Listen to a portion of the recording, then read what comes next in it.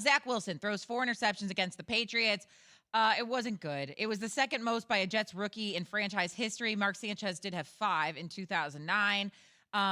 His first 2 shots of the game were 2 interceptions. He talked about not having a rhythm, and that is basically what happened yesterday. But I think there were a lot of Jets fans that had their hands and their head in saying more of the same, man, more of the same. Well, more of the same is not the quarterback as much as it is everything. It's more of the same because every single year it feels like they're rebuilding. Like they're just, it's just, whether it's with a quarterback, a head coach, a defense, it's like every single year I feel like the Jets are trying to rebuild something. I go all the way back to last offseason. I felt like when they were sitting there with that number 2 pick overall, that they needed to move that pick to establish some players that could help them build this program along with all the other picks. They wanted to move on from Sam Darnold based on a number of factors, his ability to play, but his ability to play is the ability to have people around him so he can be successful. The money that they were going to have to make a decision on 2 years from now. They didn't want to get caught into that.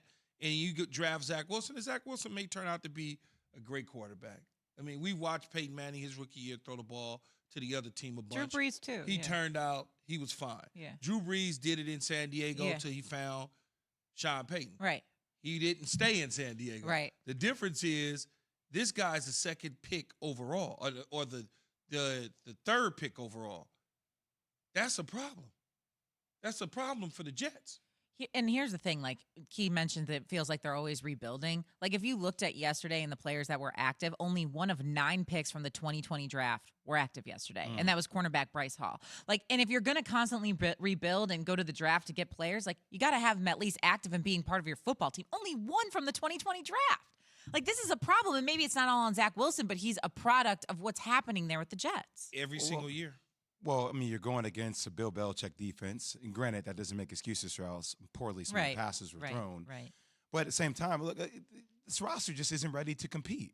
You know, it's the same situation that was with Sam Darnold. And what happens is when you go to a big market like New York, nobody cares about context, Shae. Yeah. Nobody cares that we're still like the Jets have been rebuilding, right? There's like a hopeless hope that Zach Wilson is going to be the quarterback, even though Key, and I know this, and you know this, one guy can't do everything for a franchise, but that's how simplistic we all think as fans sometimes, that he's going to be, it's like Justin Fields, right?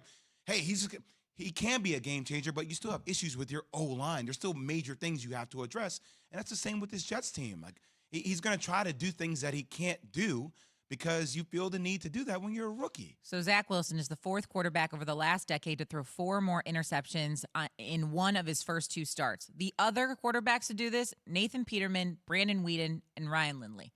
I don't know that that's the best company to be in. Say those names again. The Peterman. Nathan Peterman. The Peterman. Brandon Weeden. Brandon Weeden. That's the Benjamin Button from. And Ryan Lindley. And then Ryan Lindley. That's a 4th quarterback over the past decade to throw 4 more interceptions in one of his first 2 starts. She didn't say Dan Marino, Peyton Manning, Tom Brady, Aaron Rodgers, Russell Wilson. It's not great company. So 4 interceptions, not a great day. Dan Orlovsky, ESPN football analyst, was on here with us, KJM, earlier this morning, and he had this to say on Zach Wilson's performance from yesterday. Just because you can doesn't mean you should. You know, a lot of those 3 out of the 4 interceptions are on him, and they're in the moment where I can make this throw. Well, you have to learn that whether you can or can't, or whether you should or shouldn't, you know? And he's got to go through a little bit of this learning process. By the way, that play by McCourty was sick to tip it to his teammate. But he's got to go through that learning process of, oh, I can make this throw. Well, can you in the NFL? Yeah, it's a, you know, we heard so much about this arm talent when he was being looked at BYU, when they were scouting him and he was throwing to standing targets and in training in his pro day, T-shirt All-American type stuff. It's a little bit different in the preseason, training camp, to the regular season.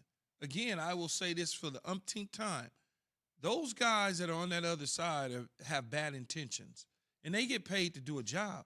It's not going to be easy for you to decide, oh, I'm going to throw the ball over here. You're not playing against Air Force. This is not Colorado State. You know, and so this is the best of the best coaches supposedly and players. This is the only thing Zach Wilson is going to go through a learning curve. And for any young player, when you feel that there's a need for you to do everything for your franchise, and I hear exactly what Dan Orlovsky is saying, less is more. Just because you can doesn't mean you have to. Mm-hmm. But when you're a rookie, Shae, when you come into a big city where there's big expectations and you want to fulfill those expectations, you naturally try to do more than what you're capable of.